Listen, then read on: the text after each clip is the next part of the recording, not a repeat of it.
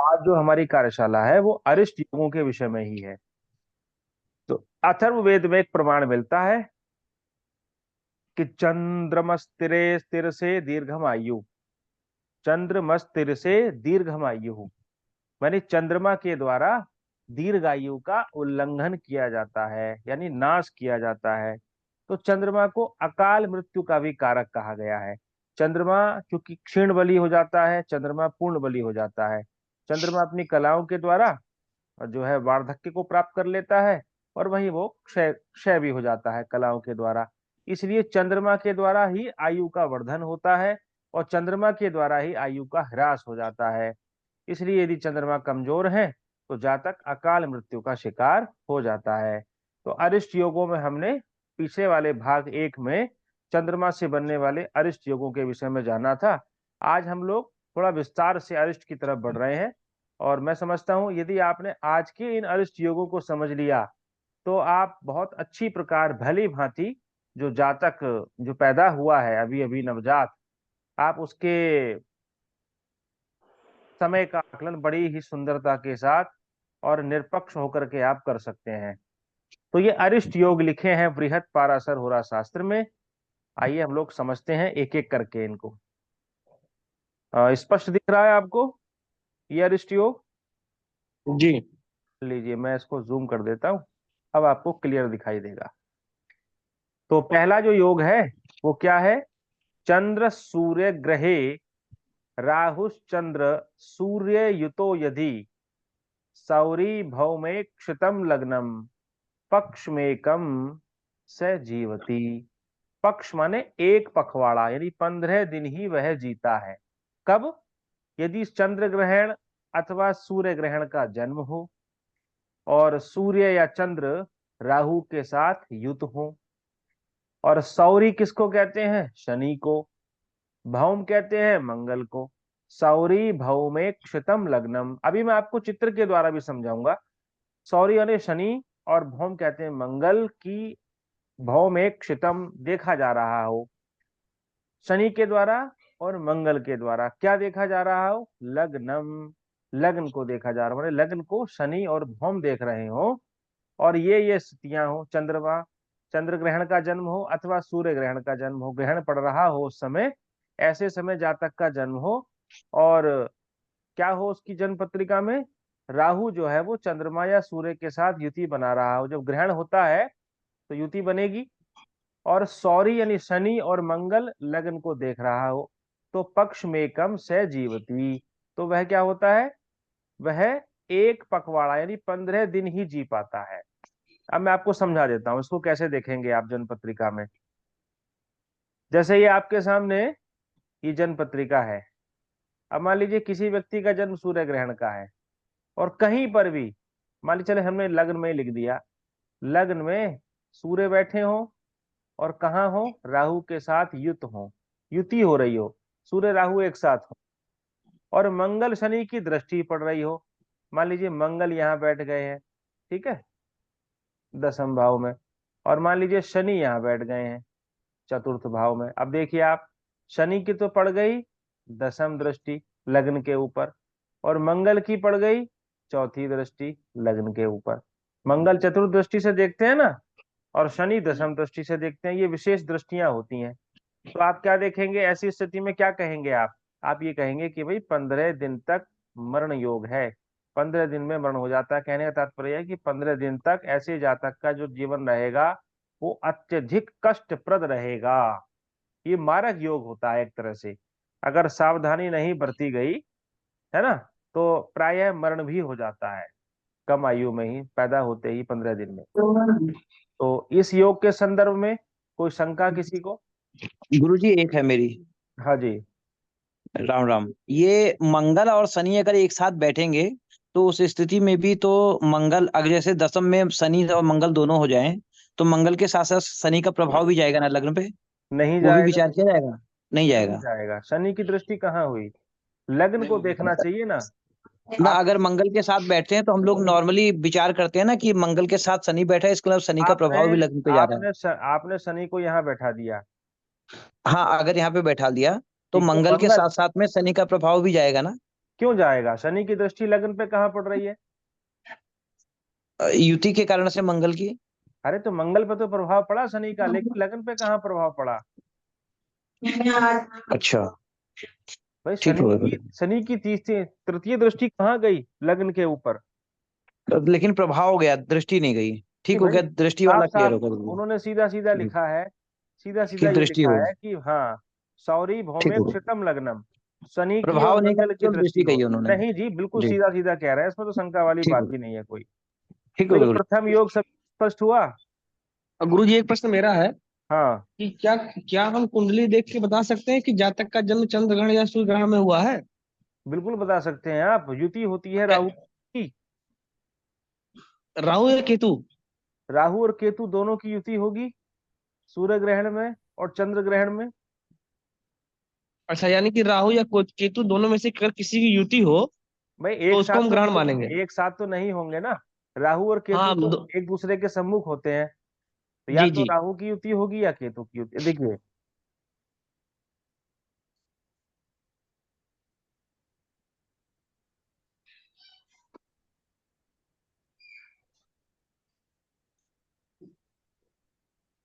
दूसरा योग क्या है? कर्म स्थाने स्थित है सौरी, शत्रु स्थाने कला निधि, क्षितिज है सप्तम स्थाने, सह यात्रा विपद्यते, सह मात्रा विपद्यते। माता के साथ मरण हो जाता है ऐसे व्यक्ति का, ऐसे जातक का। कर्म स्थाने स्थित है सौरी, कर्म स्थान किसको कहते हैं? दसम भाव को। दसम भाव में सौरी यानी शनि हो। शत्रु स्थाने कलानिधि, कलानिधि किसको कहते हैं? चंद्रमा। चंद्रमा को, कलाओं से, कलाओं के भंडार है वो। शत्रु स्थान क्या है? छठा स्थान। छठे स्थान में चंद्रमा हो। क्षितिज है सप्तम स्थान है, सप्तम स्थान में क्षितिज हो। क्षितिज कौन है भाई? क्षितिज तो लग्नेश होते हैं। नहीं, क्षिति किसको कहते हैं? हाँ। क्षिति कहते हैं पृथ्वी को। अच्छा अच्छा, हाँ। पृथ्वी से धरती जो पुत्र जय मंगल। माने, हाँ, एक मंगल का दूसरा नाम क्षितिज भी है। तो क्षितिज है अच्छा। सप्तम स्थान, सप्तम स्थान में मंगल हो, तो क्या होता है? सह मात्रा विपद्यते, माता के साथ मरण हो जाता है, जच्चा बच्चा दोनों खत्म हो जाते हैं ऐसे योग में। बड़ा खतरनाक योग है। कर्म स्थाने स्थित है सूर्य, समझ गए आप? दसम भाव में जी। शनि हो, छठे भाव में चंद्रमा हो, और सप्तम भाव में मंगल हो। ये तीनों होने चाहिए एक साथ। ऐसा ना हो कि केवल दसम भाव में शनि देखा और आपने मरण योग बता दिया, पहले ही मरण कर दिया उनका, मस्तिष्क में भय का दोहन करके।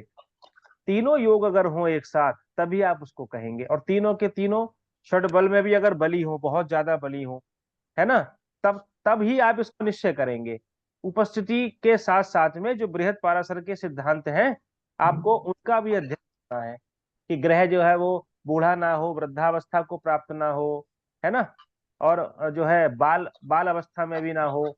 उन बातों का भी विचार किया जाएगा इन चीजों में। तो षड बल में भी बली हो, यद्यपि ये तीनों ग्रह उपस्थित हो इन इन स्थानों में, तो भी जो है ये खतरे का संकेत होता है। इसको जरूर देखा जाना चाहिए। आजकल जो भी बच्चे जन्म लेते हैं, अब तो बहुत सारे बच्चे ऑपरेशन से जन्म ले रहे हैं, प्रकृति के विरुद्ध जन्म हो रहा है अब। तो बहुत सारी चीजें टल भी जाती हैं, क्योंकि गुरुजी, इसको इसको और वो करिए, जैसा क्लियर और आनंद आएगा। हाँ, मैं बता रहा हूँ कि जी जैसे जन्म स्थान और जन्म की जो प्रक्रिया है, अब स्वाभाविक तो कहीं हो नहीं रही। जी जी, वो तो। माता पिता से पूछ लिया जाता है, डॉक्टर भी कहते हैं बताओ भाई कब कराना है।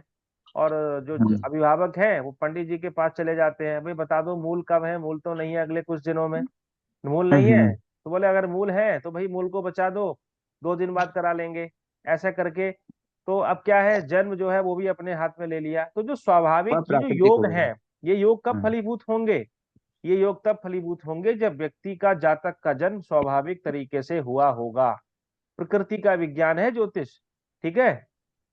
और अगर आप प्रकृति के साथ, प्राकृतिक जो क्रियाएं हैं उनके साथ आप छेड़छाड़ कर रहे हैं, तो ये योग स्वतः ही भंग हो जाएंगे फिर ये। तो सहज अवस्था में, प्राकृतिक अवस्था में अगर आप जीवन जी रहे हैं, तब ये योग चरित्रार्थ होते हैं। आगे देखिए अब, अगला योग क्या है? लग्ने भास्कर पुत्रश्च निधिने चंद्रमा यदि हाँ, यदि लग्ने, अस्तो यदा जीव स याति यम मंदिरम को। लग्न में भास्कर के पुत्र हो, शनि हो। कौन है? शनि हो। शनि। निधने चंद्रमा, निधन भाव यानी कि अष्टम भाव, अष्टम आयु भाव भाव, उसमें चंद्रमा हो। तृतीय भाव में जीव हो, माने बृहस्पति गुरु। हो। तो वो सह बहुत याति यम मंदिरम, यह यमराज के मंदिर को चला जाता है, यम के घर चला जाता है। मंदिर शब्द घर का भी पर्यायवाची है। मंदिर मंदिर प्रतिकर शोधा, देखिए जहां तहां गणित जोधा। रामचरितमानस में लिखा है ना तुलसीदास जी ने, जी जी जी। गए थे, सुंदरकांड का प्रसंग है ना ये। तो जगह जगह जी गुरु उन्होंने जी। मंदिर देखे, घर देखे राम जो है। तो क्या है ये योग कि लग्न में भास्कर पुत्र हो, शनि हो, लग्न में शनि हो, और अष्टम भाव में चंद्रमा हो। अष्टम भाव में चंद्रमा का होना ही अपने आप में एक तरह से ये जो है मारक योग होता है। चंद्रमा का दो स्थान में होना ही गलत कहा गया है ना। तो चंद्रमस्तिर से दीर्घम आयु, ये अथर्ववेद की ऋचाएं है। चंद्रमा के द्वारा ही दीर्घायु का उल्लंघन होता है। इसलिए जातक की मृत्यु तो निश्चित है, लेकिन आयु निश्चित नहीं है। आयु का संकोच और विस्तार जातक के अधिकार में है। आयु का आधार उसके पूर्व जन्म के कर्म फल ओहो। हैं। हम अपने अपने लोगों के इस वर्तमान लोक में जो कर्म कर रहे हैं, हम उन कर्मों से भी अपनी आयु का नाश और अपनी आयु का वर्धन करते रहते हैं। मृत्यु तो निश्चित है, एक दिन होनी है, लेकिन आयु निश्चित नहीं है। मृत्यु निश्चित है, आपका मरण निश्चित है, एक दिन आप मरेंगे, आप इस शरीर को त्यागेंगे, आप इस शरीर को छोड़ेंगे। ठीक है। जी। तो सुकर्म करेंगे तो आयु का विस्तार हो जाएगा। इसलिए प्रायः है हम लोग सूक्ष्म गणना नहीं करते। ज्योतिष में ये विचार किया जाता है केवल दीर्घायु, मध्यायु, अल्पायु का ही विचार करना चाहिए। सूक्ष्म गणना करना एक तरह से मूर्खता है। तो चंद्रमा विषय और विषाद का भी स्थान है। दुख का, सुख का अनुभूति तो मन से ही होती है। इसलिए अथर्ववेद में एक ऋचा मिलती है, चंद्रमा मनसो जाता है। चंद्रमा कहाँ से प्रकट हुए? मन से मन प्रकट से। हुए, उस विराट पुरुष के मन से प्रकट हुए। जिसने ये सृष्टि बनाई है, उस विराट पुरुष के, उनका मन है चंद्रमा। तो इसलिए शोक और मन। विषाद, सुख दुख, इसका सब जो कारण है वो केवल और केवल चंद्रमा है। और सूर्य कौन है? सूर्य स्थूल शरीर आत्मा। का कारक है, आत्मा का कारक है। आत्मा। तो ऐसे करके चलिए आगे बढ़ते हैं। तृतीय तो ये हो गया। होरायाम नवमे सूर्य, लग्न में या नवम भाव में सूर्य हो। सप्तमस्थे शनिश्चर है, सातवें भाव में शनि हो। एकादशे गुरु शुक्रो, एकादश भाव में गुरु और शुक्र हो। मास में कम से जीवती, तो वह एक महीना ही जीता है, एक महीने का ही जीवन उसका होता है। अब लोग कहेंगे कि भाई 11वें भाव में गुरु और शुक्र तो शुभ ग्रह बैठे हुए हैं, तो शुभता होनी चाहिए। लेकिन आप देखें, आप विचार करें इस बात का सूक्ष्मता के साथ कि योग कब घटित होता है? जब समस्त शर्तें पूरी हो रही हो। खाली गुरु शुक्र के बेस पर नहीं कह रहे वो कह रहे हैं लग्न में या नवम भाव में सूर्य हो, पहली कंडीशन, प्लस सप्तम भाव में शनि हो, दूसरी कंडीशन, प्लस एकादश भाव में गुरु शुक्र हो, तीसरी कंडीशन। ये तीनों संयोग अगर ग्रहों के बन गए हैं, तब कह रहे हैं वो मास में कम से जीवती, वो केवल एक महीना ही जीता है। या ये कहें कि एक महीने तक वो नहीं जीता, यानी एक महीने तक कष्टप्रद जीवन उसका व्यतीत होता है, मृत्यु तुल्य कष्ट भोगता है वो, मर मर के। लोगों को लगता है कि अब मरा, अब मरा, अब इसके प्राण निकले। तो कहते हैं एक अगर ये ग्रह स्थिति हो, तो आप बोल सकते हैं कि भाई एक महीने तक बच्चे पर कष्ट है, सावधान रहें, पुण्य करें बच्चे के नाम से। माता पिता के पुण्य जो है बच्चे को लगते हैं। तो ये हुआ। अगला योग बनता है व्यये सर्वे ग्रहा नेष्टः, सभी ग्रह व्यय भाव चले जाएं, 12वें भाव में चले जाएं। कैसे चले जाएं भाई? सारे के सारे ग्रह 12वें भाव में बैठ जाएं। तो क्या होता है? ये नेष्टः, ये अच्छा नहीं माना गया। और सूर्य शुक्रेंदु राहवे, ठीक है, सूर्य, शुक्र, इंदु और राहु चंद्रमा का विशेष नाश करतारो दृष्टया व भंग कारिण, ठीक है। ये विशेष रूप से नाश करने वाला होता है, ये वाला जो योग। ऐसे योग में क्या होता है कि 12वें भाव में सारे के सारे ग्रह अनिष्ट कारक होते हैं, और सूर्य, शुक्र, चंद्रमा और राहु हो, तो ये विशेष रूप से जो है ये कष्टकारी कहे गए हैं। ठीक है। और इन चारों, नाश से बच गया तो हाँ, भंग हो जाएगा शरीर। और इन चारों की अंग दृष्टि भंग। पड़ जाए, इन चारों की दृष्टि पड़ जाए अगर, लग्न पे। 12वें भाव में ग्रह जो बैठे हुए हैं, अच्छा। अगर इनकी दृष्टि पड़ जाए तो क्या होगा? तब ये अरिष्ट भंग करने वाली स्थिति बन जाती है। 12वें भर में भाव में जितने भी ग्रह बैठे हुए हैं, उन ग्रहों को अगर सूर्य, शुक्र और इंदु अगर देख रहे हो, ठीक है, राहु देख रहे हो, अगर ये 12वें भाव में बैठे हुए हैं तब तो ये अनिष्टकारी कहे गए हैं, अनिष्टकारी कहे गए हैं। लेकिन अगर इनकी दृष्टि 12वें भाव में बैठे हुए अन्य ग्रहों पर पड़ जाए तब क्या होता है, तब अरिष्ट का भंग हो जाता है। क्लियर हुआ भाई सभी लोगों को ये टॉपिक? साक्षी जी क्लियर हुआ? गुरुजी ये वाला श्लोक जो है कुंडली से स्पष्ट कर दीजिए। इसका एग्जाम्पल ले लीजिए गुरुजी। हाँ ठीक है। हाँ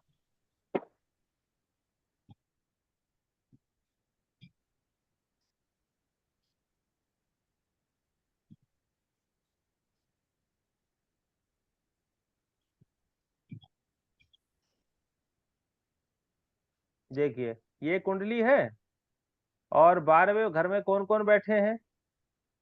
गुरु बैठे हैं, शुक्र बैठे हैं, और केतु बैठ गए, और मंगल बैठ गए, शनि बैठ गए, सभी ग्रह बैठे हुए हैं। सूर्य नहीं बैठे, सूर्य बैठे हैं यहाँ पर छठे भाव में। तो देखिए ध्यान से, अभी अभी क्या शब्द आया? सूर्य शुक्रेंदु राहवै, माने सूर्य शुक्र राहु इंदु ये 12वें भाव में ना बैठ करके कहीं और बैठे हो और इनकी दृष्टि 12वें भाव में बैठे हुए सभी ग्रहों पर पड़ रही हो, तो क्या होगा? जो अरिष्ट योग बना है वो भंग हो जाएगा। तो सूर्य ने भंग कर दिया। मान लीजिए अब सूर्य भी 12वें भाव में बैठे हुए हो और कौन बैठे हैं यहाँ? चंद्रमा भी बैठे, शुक्र बैठे हो यहाँ छठे चंद्रमा भाव में। चंद्रमा भी चले गए, हाँ शुक्र शुक्र भी बैठे चले हो, गए। शुक्र की दृष्टि पड़ जाए या चंद्रमा की दृष्टि पड़ जाए, ठीक है, अथवा राहु की दृष्टि पड़ जाए तो अरिष्ट भंग हो जाता है। बस इतनी सी बात थी, ठीक है। गुरुजी पहली शर्त तो यह है कि सभी ग्रह व्यय भाव में चले जाए। सभी ग्रह व्यय भाव में चले जाए, पहली शर्त तो वो हो गई, तो वो तो तो अरिष्ट सभी योग ग्रह बन ही चले गए। गया, वो तो अच्छा अरिष्ट सभी बन ग्रह ही चल गया। अच्छा अच्छा ठीक। फिर अगली शर्त और एक बार फिर से। दूसरी शर्त ये थी कि जी कोई सा सूर्य शुक्र इंदु राहु में से कोई एक ग्रह बाहर हो, बाकी सब अंदर हो, और जो बाहर हो अच्छा सूर्य शुक्र इंदु और राहु में से और उसकी दृष्टि 12वें भाव पे पड़ रही हो, तब आप ये हम्म, कहेंगे कि अरिष्ट भंग हो गया। ठीक ठीक ठीक। हाँ इसको आप नोट कर लीजिए, ठीक है। गुरुजी इसमें आगे लगन भी मैटर करेगी ना? नहीं, इसमें लगन का मैटर नहीं है, केवल 12वें भाव से संबंध है। बस यानी किसी भी लगन में अगर इस तरीके की पोजीशन होती हाँ है देखिए, हाँ देखिए ये तो लिखा गया इसमें, ऐसा फलित होगा। हाँ कि व्यय सर्वे ग्रहा नेष्टहा, व्यय भाव में सभी ग्रह नेष्ट हैं, अच्छे नहीं हैं। और सूर्य शुक्र इंदु राहवे ये तो विशेष रूप से अनिष्टकारी कहे गए हैं और विशेष नाश करतारो विशेष रूप से नाश करने वाले हैं। दृष्टयावा भंग कारण, इनकी दृष्टि पड़ जाए तो क्या होता है? उपयोग भंग हो जाते हैं।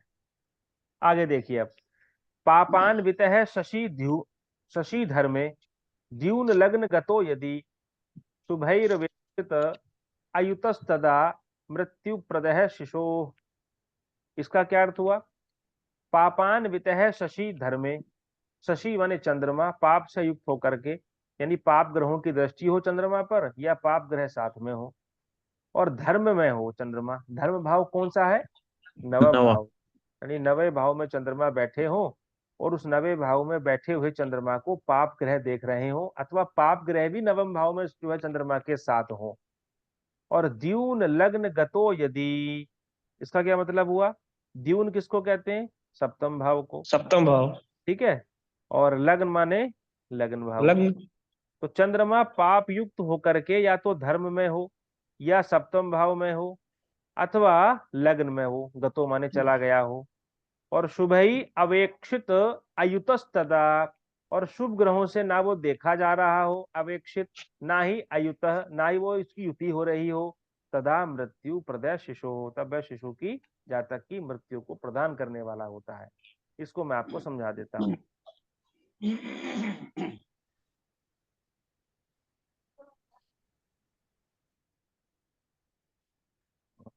बार बार ये खुल जाता है, देखिए अब हम क्या करते हैं, इस जन्म पत्रिका में चंद्रमा को बैठा देते हैं धर्म भाव में। मान लीजिए कि ये बैठे हैं चंद्रमा यहाँ पर, धर्म भाव नवम भाव में ये। और मान लीजिए यहीं से तीसरे भाव में बैठ करके इनको शनि देख रहे हो, शनि की सप्तम दृष्टि पड़ गई ना चंद्रमा के ऊपर, ठीक। जी गुरु जी। अब मान लीजिए गुरु बैठ गए यहाँ पर सप्तम भाव में, और शुक्र बैठ गए पंचम भाव में जो शुभ ग्रह है, और बुध बैठ गए मान लीजिए यहाँ पर अष्टम भाव में। अब देखिए, ना तो शुक्र की दृष्टि पड़ी, शुक्र कहाँ देख रहे हैं, पांचवी दृष्टि से, पांचवी दृष्टि तो होती ही नहीं। गुरु क्या है, गुरु है, गुरु से चंद्रमा तीसरे हैं, तीसरी भी कोई दृष्टि नहीं है बृहस्पति की। बुध से दूसरे हैं, बुध की भी कोई दूसरी दृष्टि नहीं है। केवल चंद्रमा पर पाप ग्रह यानी कि शनि की ही दृष्टि पड़ रही है, और शनि बैठे हैं भाग्य में, ठीक है, नवम भाव में। तो ऐसी स्थिति में मरण योग बनेगा। अथवा चंद्रमा सप्तम भाव में बैठ जाए, यहाँ पर बैठ जाए, यहाँ पर बैठ जाए, और मान लीजिए शनि बैठे हो यहाँ पंचम भाव में, यहाँ पर बैठे हो, और कोई भी शुभ ग्रह जो है वो चंद्रमा को ना देख रहा हो कहीं से भी, तब भी आप क्या कहेंगे कि भाई शनि की तीसरी दृष्टि सप्तम भाव में बैठे हुए चंद्रमा पर पड़ रही है, इसलिए यहाँ पर ये भी अरिष्ट योग बन गया शनि के कारण। तो ये भी हो सकता है शनि की दृष्टि ना पड़े, मंगल यहाँ बैठे हो चौथे भाव में, और चंद्रमा बैठे हैं सप्तम भाव में। अब आप देखिए, मंगल से तो चंद्रमा पर कौन सी दृष्टि पड़ गई, चौथी दृष्टि हो गई गुरु जी। चौथी दृष्टि पड़ गई ना, तो मंगल भी पाप ग्रह है। तो ऐसी स्थिति में ये योग भी जो है क्या हो जाता है, मृत्यु प्रदय हो जाता है। भाई बाकी लोग नहीं बोल रहे आज, क्या सबको समझ में आ रहा है क्या जी, क्लियर हो रहा है विषय आपको? जी सर, आ रहा है समझ में। मैं आपसे पूछना चाहता हूँ कि व्यय सर्वे ग्रह निष्ठा सूर्य शुक्रेंदु राहव। अभी शुक्र जो 12वें स्थान में होता है तो भोग स्थान है, शुक्र तो अच्छा फल देता है, तो अरिष्ट उसे कहा कैसे कहा जाता है? नहीं, केवल सूर्य की बात, शुक्र की बात नहीं हो रही यहाँ पर। 12वें भाव में सूर्य शुक्र इंदु राहु चारों ग्रह बैठ जाए तब वो निष्कारी होते हैं। यहाँ अकेले शुक्र की बात नहीं हो रही है। अच्छा, तीन बैठना। दो कंडीशन, हाँ दो कंडीशन बन रही है यहाँ पर। व्यय सर्वे ग्रह नेष्टा, सभी ग्रह जो है व्यय भाव में चले जाएं तो वो नेष्ट होते हैं, अनिष्टकारी होते हैं, अच्छे नहीं होते। और सूर्य शुक्र इंदु रावह, ये विशेष नाश करता होते हैं। अगर ये चारों ग्रह बैठे हुए हैं तो ये विशेष रूप से नाश करने वाले होते हैं। अकेला शुक्र बैठा है तो उसका फलित जो है वो अलग है, अकेला सूर्य बैठा हुआ है तो उसका फल भी अलग है। और कहा तो ये गया है कि व्यये स्थाने यदा सूर्य तुला लग्ने तु जायते जीवेत से शत वर्षाणी दीर्घायु बालको भवेत। समझ में आया कि तुला लग्न हो और व्यय भाव में अकेला सूर्य बैठा हुआ हो तो क्या होता है, ऐसा व्यक्ति शतायु होता है, 100 वर्ष तक जीता है। तो खाली अकेला 12वें भाव में सूर्य होगा तो अनिष्टकारी नहीं होगा, अगर तुला लगन में 12वें भाव में सूर्य बैठ जाए तो वो विशेष योगकारी हो जाता है, वो आयु का वर्धन कर देता है। तो इस सूर्य शुक्र इंदु राहु चारों ग्रह बैठे हुए हैं, तब आप इसको अनिष्टकारी कहेंगे, तब आप इसको अरिष्ट कहेंगे। बराबर जी, आगे बढ़िए। अब आप आगे देखिए, अगला श्लोक देखिए। अब संध्यायाम चंद्र होरायाम गंडान्ते निधनाय वै प्रत्येकम चंद्र पापेश्च केंद्र गई स्याद नाशनम स्याद विनाशनम। इसका क्या अर्थ हुआ कि संध्या के समय में और चंद्रमा की होरा में, संध्यायाम चंद्र होरायाम, ठीक है, संध्या की समय में चंद्रमा की होरा में, और गंडांते, गंडांत किसको कहा जाता है, यहाँ पर लगन गंडांत की बात हो रही है कि जो कर्क वृश्चिक और मीन, ये 3 लग्न है ना, ये गंडांत लग्न कही जाती हैं क्योंकि ये संधि लग्न है। आप बात समझ रहे हैं जी। कर्क वृश्चिक और मीन, जब हमने नक्षत्र प्रकरण पढ़ा था, राशि प्रकरण पढ़ा था स्टार्ट में, तब हमने जाना था कि ये लग्न जो है संधि के लग्न है। कौन कौन सी, कर्क वृश्चिक और मीन, चौथी आठवीं और 12वीं। तो ये लग्न हो रही, संधि की लग्न हो, गणना मतलब ये लग्न खत्म हो रही हो दूसरी शुरू हो रही हो, ठीक है।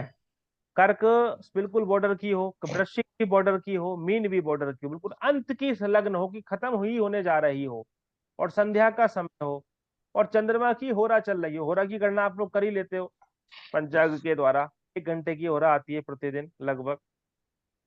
तो क्या होता है, और सुनिए, ये हुआ गंडांते निधनाय वही, और आगे क्या लिखा, प्रत्येकम चंद्र पापेश्च केंद्र गई, चंद्रमा और प्रत्येक पाप ग्रह केंद्र में चला गया हो, सभी केंद्रों में चले गए हो, सारे ही पाप ग्रह प्रत्येक केंद्र में चले गए हो, तो स्याद विनाशनम, तो ये वियोग भी जो है वो विनाशकारी होता है, मरणप्रद होता है। इसको समझाया जाए या ऐसे समझ जाएंगे आप? हो गया, हो गया। क्लियर हो गया ना? जी। चंद्रमा और सारे पाप ग्रह जितने भी हैं वो सारे ही केंद्रों में हो, चारों केंद्रों में बैठे हुए हो, और संध्या का समय हो, और चंद्रमा की होरा चल रही हो उसी समय, ठीक है, तब ये योग बनेगा। अब खाली चंद्रमा और पाप ग्रह केंद्र में बैठे हो तब आप इसको नहीं बोलेंगे। अच्छा सर, आगे आप केंद्र में जाने का मतलब क्या, सभी केंद्रों में हो या किसी में एक में इकट्ठा हो जाए? क्या चीज? जैसे आपने कहा पाप ग्रह चंद्रमा के साथ केंद्र में चले जाएं, हाँ, चंद्रमा पाप तो ग्रह के साथ हो, हाँ, केंद्र में, और केंद्र केंद्र में। में हो, हाँ तो इसे मान लीजिए पाप ग्रह जो है हाँ, वो सभी पाप ग्रह अलग अलग केंद्रों में होने चाहिए या किसी एक ही में हो जाए? नहीं, चारों केंद्रों में पाप ग्रह हो, अच्छा अच्छा। कहीं राहु हो, कहीं मंगल हो, कहीं शनि हो। ओ राहु केतु सामने सामने हो गए, 2 केंद्र तो ओ वैसे ही भर गए, ठीक है, ओ और एक ओ में मंगल हो, एक में शनि हो, अथवा सूर्य भी हो, सूर्य भी तो क्रूर ग्रह है। ओ हाँ, तो ये स्थिति बनेगी। अब खाली ऐसे बोल दो कभी कि भाई शाम के समय का जन्म है, संध्या का जन्म है, तो मरणप्रद हो गया।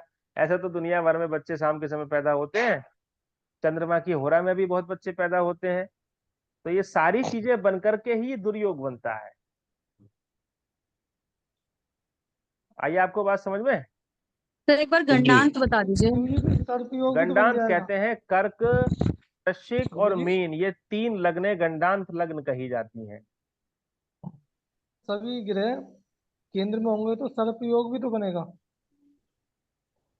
अरे भैया, सभी ग्रह केंद्र में होंगे तो यहाँ सभी ग्रह की बात थोड़ी हो रही है, नहीं, यहाँ पर सभी तो। ग्रह जो पाप साप ग्रह वाले केंद्र में होंगे, हाँ अगर सौम्य ग्रह होते हैं तो वो माला योग हो गया, हाँ और पाप ग्रह हो गए तो वो सर्प योग हो गया।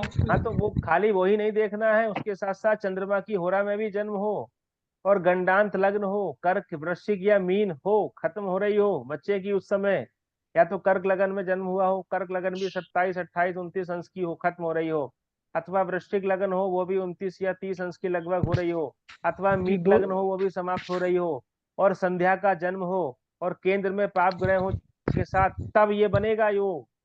जी 3 4 शर्तें और जुड़ गई। हाँ, पानी भैया 100 डिग्री पे नहीं उबलता है भाई साहब। गुरु जी, माला योग तो 3 केंद्रों में 3 सौम्य ग्रह रहेंगे तब माला योग होगा ना? हाँ, वो माला योग भी गलत बता रहे हैं, सौम्य ग्रहों से बनता हाँ, है। माला योग में 3 केंद्र में 3 सौम्य ग्रह से माला योग, बिल्कुल और बिल्कुल बिल्कुल। पाप ठीक है ग्रह ठीक है, से सर्प योग बनेगा। आगे आगे बढ़ते हैं अब। रवेस्तु मंडलार्धस्तात् सायं संध्या त्रिनाडिका, तथैवार्धाद्यात् पूर्वम प्रातः संध्या त्रिनाडिका। माने सूर्य रवि, रवि का जो मंडल है, जब सूर्य अस्त हो रहा हो, उदय हो रहा हो, तो जो उसका बिंब दिखाई देता है ना, अस्त होते हुए और उदय होते हुए जो बिंब दिखाई देता है, वो बिंब कैसा दिखाई दे, मतलब आधा बिंब रह गया हो, आधा अस्त हो गया हो, या आधा उदय हो गया हो। तो पहले हम अस्त की बात समझते हैं, कि सूर्य अस्त के समय में सूर्य का जो मंडल है वो केवल आधा दिखाई दे रहा हो, और आधा दिखाई दे रहा हो, तो जिस समय आधा दिखाई दे रहा हो शाम के समय, उस आधे दिखाई देने के 3 नाड़ियों के बाद, नाड़ी तक, 3 नाड़ी का मतलब क्या होता है, एक नाड़ी लगभग 1 घटी के बराबर होती है, एक दंडो भी कह आप इसको कह सकते हैं, एक नाड़ी, और उसका जो मान होता है वो 24 मिनट कहा गया है, ठीक है। तो उस 3 नाड़ियों में उस 24 मिनट में जन्म हो, सूर्य का मंडल आधा चल रहा हो बिंब उसका, और आधे बंडल जो है उसका वो अस्त हो रहा हो, उसके बाद के जो 24 मिनट है उसमें अगर किसी का जन्म हो, अथवा तथेवार्धात यात पूर्वम, ऐसे ही सूर्य उदय हो रहा हो, और उदय होते हुए सूर्य का आधा बिंब चमक उसका जो मंडल है वो आधा रह गया हो, आधा निकलने ही वाला हो, तो निकलने ही वाला हो उस समय, ठीक उससे पहले पहले जो त्रिनाड़ी, यानी कि 24 नाड़ियों का जो एक नाड़ी 24 मिनट की हुई, तो कितना हो गया ये समय, 72। 72 मिनट का समय हो गया ये। तो उस 72 मिनट में और उस ऐसे ही शाम के समय में अगर किसी का जन्म हो तो आपको क्या समझना चाहिए? तब भी आपको मरण योग समझना चाहिए। वो भी गंडांत हो गया। ठीक है, आगे देख लीजिए। अब आगे क्या लिखा है? चक्र पूर्वा परार्धेषु क्रूर सौम्येषु कीटभे लग्नगे निधनम याति नात्र कार्या विचारणा। माने पहले के चक्र में, आधे चक्र में ग्रह बैठे हो क्रूर और आधे में बैठे हो सौम्य ग्रह, ठीक है, तो निधनम याति नात्र कार्या विचारणा, तो क्या होता है? मरण हो जाता है। ये आपको समझ में नहीं आया होगा। क्या आ गया? पहला चक्र समझ में आया आपको? पहला चक्र का चौथे मतलब से क्या लेकर होता है? 10वें तक, चौथे, चौथे से मतलब 10वें से चौथे तक चक्र पूर्व हो गया, हाँ और चौथे से 10वें तक चक्र उत्तरार्ध हो गया। हाँ, मैं समझा और देता हूँ। अगर ये हाँ, जन्म पत्रिका है, देखिए आप, इसमें जो पहला चक्र है वो है दसम से चतुर्थ। जी ये जो दसम भाव है इसमें बैठे हो क्रूर ग्रह, यहाँ तक दसम से चतुर्थ तक। और उसके बाद कहाँ पर बैठे हो? चतुर्थ से आगे, यानी कि जी पंचम से लेकर के, ठीक है, जी यहाँ से लेकर के और वहां तक बैठे हो सौम्य ग्रह। तब ये जो स्थिति बनेगी, है ना, ऐसी जो स्थिति बनेगी ये भी मरणप्रद होती है। माने एक तरफ क्रूर ग्रह बैठे हो दसम से चतुर्थ तक और उससे आगे फिर सौम्य ग्रह बैठे हो, तो ये जो विशेष योग बना है ये भी मरणकारी योग होता है। कभी कभी गुरुजी, बनता है। यहाँ पे चौथे और 10वें का जो भाव स्पष्ट होगा उससे आधे आधे से हाँ कैलकुलेट भाव, करेंगे, या हाँ भाव स्पष्ट से कैलकुलेट करेंगे इसको। आधे आधे से करेंगे? ठीक होगा। आगे देखिए। अब अगला योग क्या है? अब अंत में आ, कहाँ आ गए हम? नात्र कार्य विचारणा, ठीक है। व्यय शत्रु गते ही क्रूरई मृत्यु द्रव्य गतैरपि पाप मध्य गते लग्ने सत्यमेव मृति वदेत। बड़ा क्लिष्ट, वैसा कठिन योग है। व्यय शत्रु गतई क्रूरई, व्यय भाव में चले गए हो, कौन कौन चले गए हो? और शत्रु भाव में, व्यय भाव में और शत्रु भाव में चले गए हो क्रूर ग्रह। और ऐसे ही मृत्यु द्रव्य गतैरपि, मृत्यु भाव में भी और द्रव्य भाव में। द्रव्य भाव किसको कहते हैं? संपन्नता का भाव, है ना, यानी द्वितीय भाव, धन भाव। धन भाव को द्रव्य भाव कहा जाता है। तो क्या अर्थ निकला? व्यय भाव यानी कि 12वां भाव, शत्रु भाव यानी कि 6ठा भाव, और मृत्यु भाव यानी कि 8वां भाव, और द्रव्य भाव यानी कि दूसरा भाव। देखिए सारे ही बुरे भाव हैं, 6ठा, 8वां, 12वां और दूसरा, दूसरा भी तो जो है मारक भाव कहा गया। तो 6, 8, 12 और दूसरे भाव में क्रूर ग्रह बैठे हुए हों, पाप मध्य गते लगने, और लग्न जो है वो पाप मध्य में हो, माने लगन के दोनों तरफ, 12वें भाव में भी और दूसरे भाव में भी कौन पाप ग्रह बैठे हुए हो, तब सत्यमेव मृति वदेत, तब तो आपको निश्चित रूप से मरण बोल देना चाहिए। ये प्रायः घटित हो जाता है। देखिए आपको समझा देता हूं मैं, बार बार यही खो जाता है। देखिए ये जन पत्रिका है, इस जन पत्रिका में 6, 8, 12वें और दूसरे भाव में क्रूर ग्रहों को बैठा दीजिए आप। एक तो यहाँ बैठा दीजिए आप मंगल, यहाँ बैठा दीजिए आप शनि, ठीक है, यहाँ बैठा दीजिए आप राहु, राहु यहाँ हो गए तो केतु भी सामने हो जाएंगे, ठीक है, और यहाँ बैठा दीजिए आप सूर्य। देखिए 6, 8, 12 सभी में पाप और क्रूर ग्रह हो गए। अब ध्यान से देखिए आप, 6, 8, 12 भाव में क्रूर ग्रह हो गए हैं, और जो लग्न है, ये जो लग्न है हमारी, ये बताइए पाप मध्यत्व में आ गई नहीं आ गई?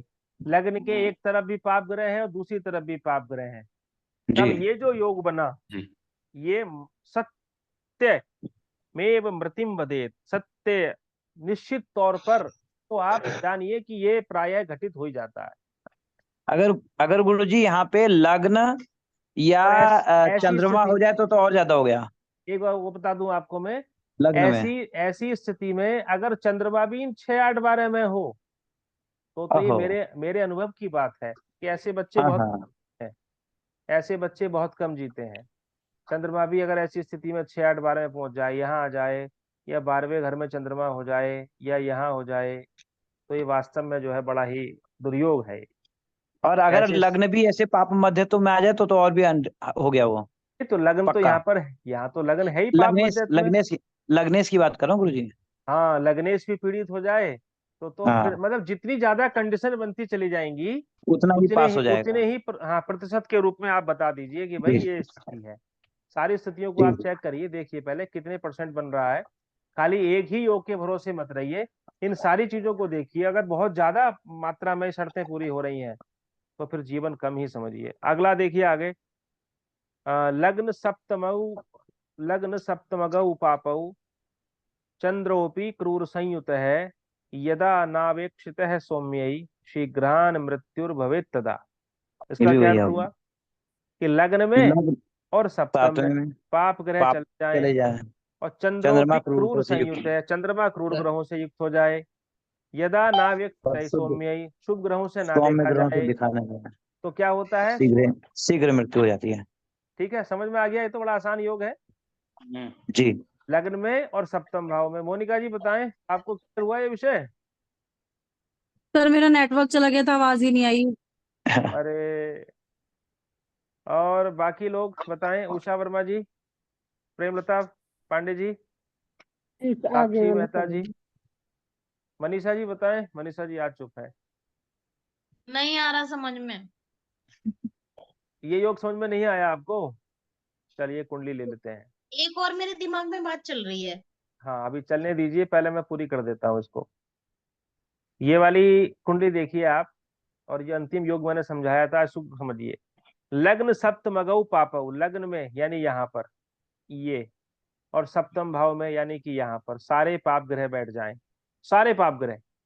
ठीक है, यहाँ पर राहु, तो केतु सामने हो गए, ठीक है, और मंगल यहाँ ले लीजिए लगन में, और यहाँ ले लीजिए शनि, और कौन बचे पाप ग्रह? सूर्य। सूर्य को सूर्य भी यहाँ ले लीजिए आप, ये सूर्य ले लिए हमने। पहली शर्त पूरी हो गई। लग्न सप्तमगौ पापौ चंद्रोपि क्रूर संयुत है, चंद्रमा भी क्रूर ग्रहों से युक्त हो। युक्त का मतलब युति हो रही हो। चलिए, चंद्रमा को भी यहाँ जोड़ दीजिए आप, शनि केतु के साथ युति हो गई ना, या तो यहाँ जोड़ दीजिए सप्तम में या लगन में जोड़ दीजिए। और यदा नावेक्षित ही सौम्य, सौम्य ग्रहों से ना देखा जा रहा हो। मान लीजिए मैंने और गुरु को मैंने बैठा दिया यहाँ पर, गुरुदेव यहाँ बैठ गए हैं, शुक्र यहाँ बैठ गए हैं, और बुध यहाँ बैठ गए हैं।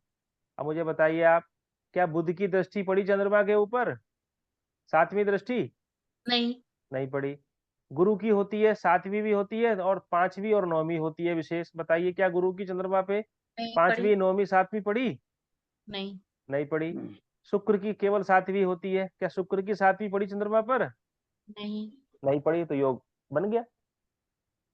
लेकिन गुरुजी इसमें एक बात तो हो सकती है, हाँ, ये चंद्रमा यहाँ पर गुरु और बुध के शुभ मध्यत्व में आ गए तो ये योग जरा सा कम हो जाएगा। अगर यही चंद्रमा लग्न में हो मंगल के साथ में और सेम ग्रहों की पोजीशन बाकी सब हो तो निश्चित तौर से फल होगा। क्या ऐसा सही है?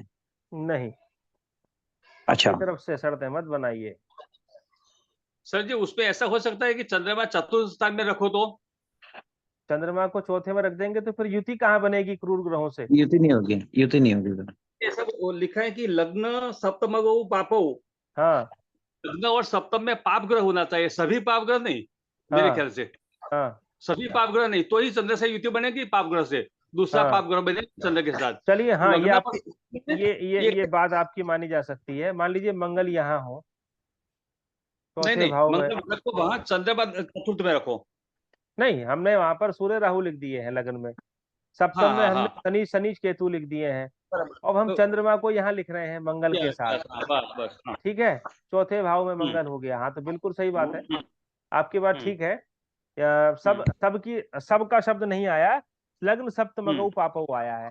लग्न में और सप्तम में पाप ग्रह बैठे हो, और कोई एक पाप ग्रह कहीं बाहर हो और वो भी चंद्रमा के साथ हो, तो हम कहेंगे कि भाई बराबर। चंद्रमा भी पाप से युक्त हो गया, अलग अलग जगह। और शुक्र, गुरु और और बुध की दृष्टि भी नहीं। बताइए मनीषा जी, आप समझ में आया नहीं आपको? जी आ गया। तो ऐसे ही सारे योग गुरु थे। गुरुजी एक क्वेश्चन और पैदा हो रहा है। हाँ लग्न में जैसे पापी ग्रह बैठे हुए हैं ना, मंगल ही बैठे हुए हैं लग्न में सपोज कीजिए, या हाँ सूर्य बैठे हुए हैं, हाँ। और वो सूर्य लग्नेश भी हो जाए उसी मतलब वो, तो क्या इसमें फिर न्यूनता होगी कि नहीं होगी की न्यूनता ले इस आएगा। फल में? बृहद जी, पाराशर का सिद्धांत है, न्यूनता ले आएगा। न्यूनता ले आएगा ना, बस ठीक होगा भैया। न्यूनता क्या लेकर के कैसा क्या आएगा। बताया इन्होंने, एक बार फिर से क्या बताया ये इन्होंने अभी को? ये कह रहे हैं कि मान लीजिए अगर किसी की वृश्चिक लग्न है, 8 जी, नंबर की लग्न है, तो लग्न के स्वामी कौन हुए? मंगल। और मंगल। मंगल बैठे हैं चौथे भाव में। ठीक है, हालांकि मंगल पाप ग्रह है, लेकिन क्या हुए चौथे भाव में बैठने से? पापत कम हो गया। पापत्व कम हो गया इनका केंद्र में बैठने से, और चंद्रमा के साथ बैठ गए हैं। तो वो कहना चाह रहे हैं कि मंगल यहाँ पर पापी ग्रह है, लेकिन लग्न के मालिक भी हैं, लग्नेश भी हैं, तो लग्नेश उतना बुरा परिणाम नहीं करेगा, यानी कि तो प्रभाव में न्यूनता आ जाएगी। हो सकता है कि जातक का गुरुजी मरण ना हो। कन्या लगन में शनि बैठे हैं, कन्या और लगन में अपनी शनि कुंडली बैठे हैं। चलेगी, अभी रुकिए, अभी कन्या रुकिए, लगन में शनि अपनी बैठे हैं, कुंडली और चलेगी। अष्टम में चंद्रमा है। अभी रुकिए। अपनी कुंडली ले रहे हैं क्या? बेटे की थी, तो जब 15 दिन का बेटा था तो इतनी तकलीफ हुई कि अभी कई दिन रुकिए, देखिए अस्पताल में देखिए भर्ती देखिए, हुआ। 6 7 8 9, चलिए हमने ग्रह लिख दिए हैं। अब बताइए ग्रह कहाँ बैठे हैं? मुझे चंद्र का मालूम है, चंद्र अष्टम में है। चंद्रमा अष्टम भाव में बैठे हैं। चलिए, पहला योग तो और यही हो गया कि चंद्रमा लगन 6 8 12 में हो गए। हाँ, लगन में शनि है। लगन में शनि है, ठीक है। लगन में पाप ग्रह बैठ गए, ठीक। तो मैं सर बाकी देख के बताता हूँ सर, एक सेकंड अभी। ऐसा काम सर मत किया फोटो मंगवा करिए लीजिए। जयप्रकाश जी। तुरंत रखा करिए, नहीं तो हाँ, ये तो फिर मन में वो रह जाता है ना, कीड़ा सा रह जाता संदेह है। हो जाता ओपन है, करिए संदेह हो सर। जाता है। तुरंत समाधान होना चाहिए। अब विशेष तौर से अभी अध्ययन काल में किसी को बताना नहीं है, आप अपना स्वाध्याय करते रहिए खाली देख करके, और अपनी कुंडली तो बिल्कुल मत देखिए परिवार की, नहीं तो खाली टेंशन होएगा। नहीं नहीं, कोई टेंशन नहीं तो होगा। मैं बता रहा हूँ, टेंशन कुछ नहीं होगा। चंद्र अष्टम जो भाव में है। हाँ हाँ, ठीक हो गया। चंद्र अष्टम भाव चंद्रमा में है, चंद्रमा और अष्टम भाव में है। सप्तम भाव में है सूर्य शुक्र और गुरु। किसमें? नहीं, चंद्रमा अष्टम छठे भाव भाव, में बैठे हैं। और छठे भाव में है सूर्य शुक्र गुरु। छठे भाव में सूर्य है, शुक्र है, शुक्र है और गुरु। गुरु है, ठीक। पंचम भाव में बुध है, पंचम भाव में बुध है, ठीक और चतुर्थ में राहु हो गए, ठीक और दसम में केतु। ठीक। शनि कहाँ गए? शनि तो शनि लगन में है। लग्न में, लग्न शनि में है लग्न गुरुजी। में है। अब देखिए, गुरुजी ध्यान से बुध ने बचा देखिए। दिया इनको, हाँ, बुध ने बचा बुध दिया ने इनको। बचा दिया। बुध ने बचा दिया। सोम में ग्रह त्रिकोण में बैठ गए, और अष्टम, देखिए छठे भाव में चंद्रमा ने आयु का हरण करने का प्रयास किया, हम्म और बुध जो है त्रिकोण में स्थित होने से, कल हमने पढ़ा था ना उस दिन जब प्रथम भाग पढ़ रहे थे, कि एक भी हम्म सौम्य ग्रह यदि केंद्र में हो अथवा त्रिकोण में हो तो अरिष्टों का भंग कर देता है ना। हम्म। तो अरिष्ट भंग का हम चैप्टर पढ़ रहे थे। ये और कितने उम्र के? मंगल 11वें भाव में। हैं? मंगल 11 में, हाँ ठीक हो गया। मंगल 11वें भाव में। चलिए, मंगल गुरुजी राशियां भी जैसा स्पष्ट कर दीजिए, इसमें तो और आनंद आएगा समझने में। 6 नंबर की जी लग्न है। 6 देखिए लगन के मालिक हैं, लग्नेश बचा करके ले गए। 6 जी नंबर वही, की लग्न होती है बुध की लग्न, कन्या बुध लग्न के की स्वामी होगी। बुध होते हैं, बुध त्रिकोण में बैठ गए हैं।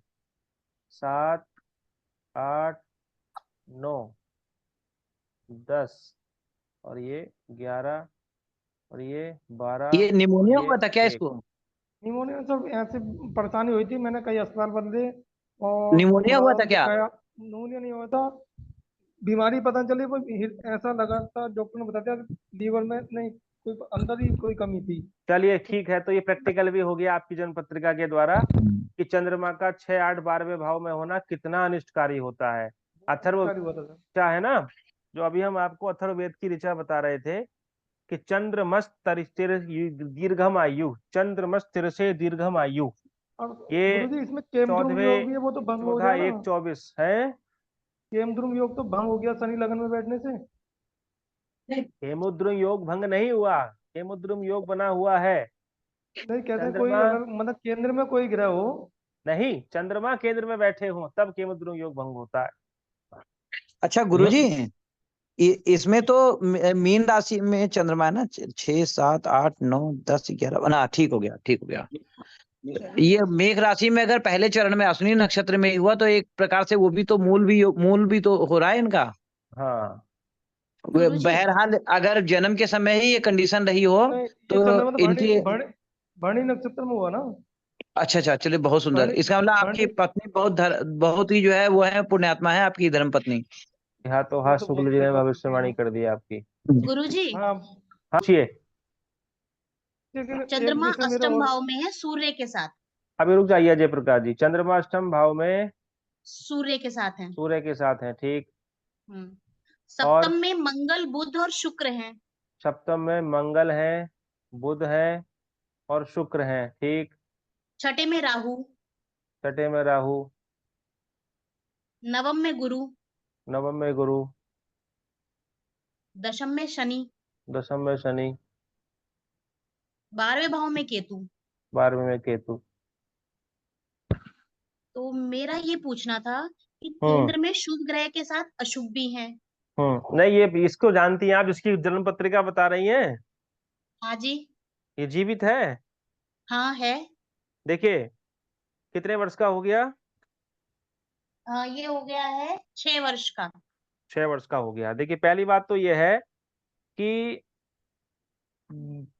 जो बुध और शुक्र सौम्य ग्रह हैं वो केंद्र में बैठ गए हैं। आपको पता है ना, एक भी ग्रह अगर केंद्र जी। में बैठ जाए, हम्म, क्या लिखा, एकोपि ज्ञायर शुक्राणाम लग्नात् केंद्र गतो यदि अरिष्टम निखिलम हंति तिमिरम भास्करो यथा। जैसे एक अकेला सूर्य पूरे अंधेरे को दूर कर देता है, नष्ट कर देता है, ऐसे ही एक भी शुभ ग्रह अगर केंद्र में बैठ जाए तो वो समस्त अरिष्टों का नाश कर देता है। तो यहाँ पर सूर्य ने अरिष्ट योग जो बनाया था उसको बुध और शुक्र ने भंग कर दिया, तो हम कहेंगे अरिष्ट भंग हो गया यहाँ पर। गुरुजी किसी ने इसमें काल सर्प दोष भी बता दिया उनको। या काल सर्प दोष जैसा नाम का कीड़ा हमने तो किसी पुस्तक में पढ़ा नहीं, ना ही हमारे गुरुओं ने हमको पढ़ाया। बृहद जी। पाराशर से लेकर के जातक पारिजात, सारावली और लघु पाराशरी और मध्य पाराशरी और बृहद संगीता इत्यादि और बृहद जातकम जितने भी ग्रंथ हैं, कहीं पर भी काल सर्प योग नाम का कोई योग ही नहीं है। मुझे समझ में नहीं आता, इतने सारे वयोवृद्ध ज्योतिषी हमारे गुरुओं ने और विद्वत जनों ने इस योग को जो है बिल्कुल सिरे से नकार दिया है कि ऐसा कोई योग नहीं होता। गुरु जी पता नहीं काल सर्प कहाँ में कहाँ मैंने से कल देखा था, तो इसमें नए ये नए। बताया था कि राहु केतु के अंदर अगर सारे गिरे जाते हैं तब काल सर्प योग होता है, राहु केतु के अंदर। अरे जी काल कोई भी सर्प, क्लासिकल अरे बुक में नहीं काल है। सर्प योग नाम का कोई योग ही नहीं, नहीं लिखा किसी भी ऋषि ने भाई। कोई भी क्लासिकल बुक में नहीं है। किसी भी प्रमाणिक ग्रंथ में अगर कोई ऐसा योग होता तो महर्षि पराशर हुए हैं, वराहमिहिर हुए हैं, कल्याण वर्मा भी हुए हैं, सारावलीकार जो जातक पारिजातकार इत्यादि ग्रंथ हैं, अरे कहीं तो लिखा जाता। उन उन लोगों से कैसे छूट गया ये योग? क्या हम उनसे ज्यादा ऊपर पहुंच गए? तो कालसर्प योग नाम का कोई योग कहीं किसी प्रमाणिक ग्रंथ में नहीं लिखा, इसलिए हम इसको नहीं मानते। और हम ये आशा करते हैं समस्त जन समुदाय से कि इस प्रकार के किसी योग में कोई विश्वास ना रखे। ऐसे योग राहु केतु के मध्य में जो लोग कहते हैं ऐसे योग होते हैं, जीवन ऐसा हो जाता है वैसा हो जाता है। जवाहरलाल नेहरू हुए हैं, आपके फिल्म अभिनेता राज कपूर, कौन थे वो, राज कपूर ही थे शायद, और लता मंगेशकर हैं, बहुत सचिन तेंदुलकर हैं, कुछ लोग ऐसे हैं जिनकी जन्म पत्रिकाओं में ऐसे योग थे। लेकिन क्या अपने अपने क्षेत्र में वो लोग जो है इतनी उच्चतम सफलता को उन लोगों ने प्राप्त किया? अगर ये योग ऐसा कुछ होता तो ये लोग तो फिर नीचे, इनको तो जमीन में धस जाना चाहिए था। इसलिए इस तरीके का कोई योग ऋषियों ने नहीं लिखा, इसलिए हम इसको नहीं मानते। हम लोग ऋषियों के वचन को लेकर के चलते हैं। जो बात ऋषियों ने स्वीकार नहीं की हम उसको नहीं मानेंगे। गुरु जी एक शंका और दूर कर दीजिए। बताइए। इसको कह दिया उज्जैन लेके जो जाओ। जैसे कि जो मुझे याद आ रहा है केमद्रुम वाला, उसमें ये पढ़ा था हमने, उसको जो छोड़िए, आप आपने केमद्रुम बताया। को छोड़िए अभी फिलहाल। आज के नहीं, विषय से संबंधित, आज आपने के बताया था विषय सर, से याद है टॉपिक से संबंधित आपकी कोई शंका अगर हो तो आप सर पूछें अजय प्रकाश जी, और आप सर व्यक्तिगत पूछ लें अपनी शंका को, आप व्यक्तिगत। हाँ मोनिका जी पूछिए। हाँ सर, मैंने व्हाट्सएप पे एक कुंडली शेयर की है। इसमें केंद्र में सभी क्रूर ग्रह बैठे हुए हैं और शनि बैठे हुए हैं 12वें भाव में। एक मिनट जरा उस पर विचार कर लीजिए। कहाँ आई है कुंडली? सर सर कुंडली व्हाट्सएप मैंने पे भी एक भेजिए। भेजी है।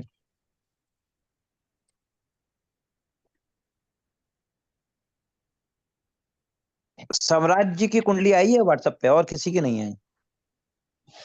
और जी मंगल मंगल नीच के सुनिए हैं 10वें भाव में। सुनिए सुनिए, हाँ, नीच के मंगल की चौथी दृष्टि चंद्रमा पर बैठ गई है, लग्न जी। में बैठे हैं और इस कारण से ग्रह कष्ट देख हुआ रहे इसको। हैं, क्रूर ग्रह जी देख रहे हैं। तो जी ये अरिष्ट जैसा योग तो बनाया, लेकिन जी बृहस्पति की पंचम भाव में जो बृहस्पति बैठे हैं हाँ त्रिकोण के गुरु, उन्होंने शुभ जी, दृष्टि से चंद्रमा को देख लिया, जगह इसलिए बचा चंद्र लिया। बचा गए, जीवन को बचा हाँ, गए। अरिष्ट और शुक्र भंग भी कर दिया। स्वग्रही भी है गुरु जी, शुक्र अरिष्ट, स्वग्रही भी है लग्नेश। हाँ, अरिष्ट इनका लग्नेश भंग कर दिया। हाँ बिल्कुल। लग्नेश अष्टम में कौन है? लगन के हाँ स्वामी लग्नेश। अष्टम में पहुंच गए, इसलिए शरीर का भी नुकसान किया। वाह। बहुत सारे योग हैं इसमें ऐसे देखने जी योग्य। बिल्कुल बिल्कुल। चलिए ठीक है, बहुत बढ़िया, विद्वान हो गए आप सभी लोग, मुझे बड़ी प्रसन्नता हो रही है कि इतने ही कम समय में जो है आपने ज्योतिष के ऐसे सार तत्वों को ऐसे ग्रहण करना सीख लिया है। ऐसे आनंद आ पीठ रहा है। ठोकते रहिए बस। अपनी अपनी पीठ ठोक लीजिए, ऐसे करके शाबाशी दे लीजिए।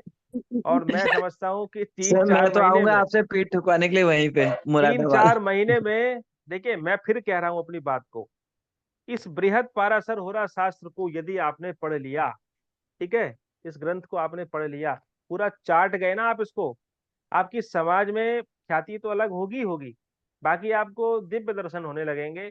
ऋषियों की जो वाणी है वो आपकी वाणी पर स्थापित हो जाएगी, सरस्वती साक्षात बैठ जाएगी, जो बोल देंगे सत्य ही घटित हो जाएगा जीवन में। ठीक है, सत्य और वचन जो दिया। भी बोलेंगे सत्य ही बोलेंगे, असत्य कभी मुख से निकलेगा ही नहीं। इतना पढ़ने के बाद में ये पूरी एमबीबीएस है, एमबीबीएस की डिग्री बिल्कुल। जैसे कर लेते हैं, ऐसे ही बृहद पाराशर को अगर आपने पढ़ लिया अक्षर से, क्यों ब्यास जी, मैं गलत तो नहीं कह रहा हूँ? बिल्कुल सच है। हाँ, ये इतना प्रमाणिक ग्रंथ है, यदि आप उसको पढ़ गए तब अच्छे तरीके से आप जन्म पत्रिका का विश्लेषण कर पाएंगे, पूरी सूक्ष्मता के साथ आप बता पाएंगे। अन्यथा बहकाने के लिए बहुत बैठे हुए हैं इस समय, भीड़ भाड़ है, हर एक गली में एक जोशी बैठा हुआ है, चाहे उसको ये ना पता हो कि सारावली किसने लिखी है, जातक पारिजात किसने लिखा है, चाहे ये ना पता हो, चाहे वो इष्टकाल तक ना निकालना जानते हो, इष्टकाल कैसे निकलता है, लेकिन वो ज्योतिष कर रहे हैं, अपने लैपटॉप लेकर के बैठे हुए हैं। एक श्लोक उनके सामने बोल दीजिएगा, जितने श्लोक आपने अब तक पढ़े हैं बृहद पाराशर के, एक भी श्लोक उनके सामने बोल दीजिए, अगर उसका प्रत्युत्तर वो दे पाए, तब आप जानिए वो समाज में मार्गदर्शन करने लायक है। अन्यथा बिल्कुल। ऐसे लोगों पर जो है जिनका कोई गुरु नहीं है, कहीं किसी से दीक्षित हुए, कहीं किसी गुरु परंपरा से नक्षत्र उन्होंने अध्ययन नहीं किया, कहीं किसी नक्षत्र विश्वविद्यालय से सूची है नहीं वे। जुड़े, वो नक्षत्र सूची है, वो उनको जी। नक्षत्र सूची कह करके पुकारा गया है। तो ऐसे लोगों से बचिए, समाज को भी बचाइए आप। धन्यवाद आप गुरुजी सब एक का। एक मार्गदर्शन करेंगे गुरुजी आप। अभी एक सेकंड, मैं इसको बंद जी कर देता हूँ पहले कार्यशाला को, कल को हम लोग जी जी फिर मिलेंगे। और जी। तब तक के लिए सभी लोगों को नमस्कार और हम्म। साधुवाद, आप ऐसे ही मेहनत करते रहें। पूछिए हाँ सर, पूछिए। गुरुजी।